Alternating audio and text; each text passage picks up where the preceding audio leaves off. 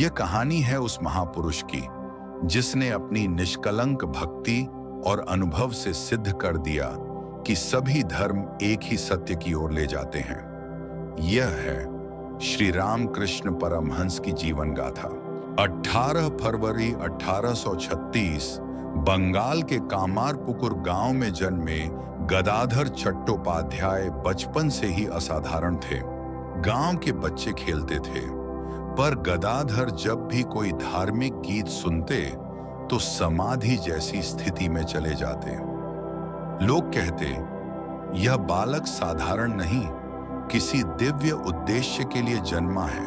युवावस्था में गदाधर दक्षिणेश्वर काली मंदिर पहुंचे और वहीं पुजारी बने। मां काली से उनका लगाव इतना गहरा था कि वे दिन रात उसी भक्ति में डूबे रहते। वे कहते, मां मेरी सांसों में बसती है, मैं वही खाता हूं जो मां चाहती है, वही करता हूं जो मां कराती है। रामकृष्ण जी ने केवल एक मार्ग नहीं अपनाया, कभी शैव साधना की, कभी वैष्णव भक्ति अपनाई, इस्लाम और ईसाई धर्म की प्रार्थनाएं भी की। हर साधना के अंत में उन्हें अनुभव हुआ कि ईश्वर एक ही है, मार्ग अनेक हैं। वे कहते, जैसे अलग अलग नदियां अंत में सागर में मिल जाती हैं, वैसे ही सभी धर्म ईश्वर तक पहुंचाते हैं। उनका विवाह शारदा देवी से हुआ। शारदा मां आगे चलकर सभी के लिए मां बन गईं।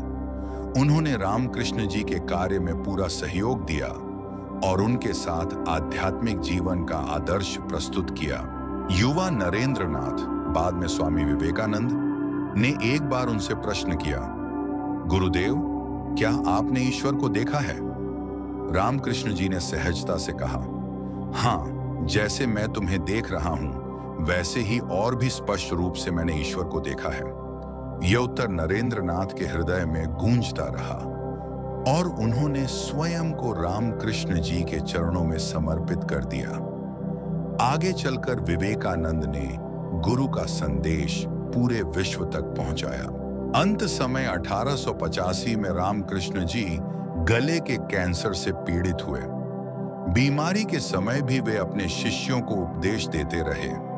16 अगस्त 1886 को वे समाधिस्थ हुए। उनके शरीर ने साथ छोड़ा, पर उनकी शिक्षा और प्रेम आज भी जीवित है।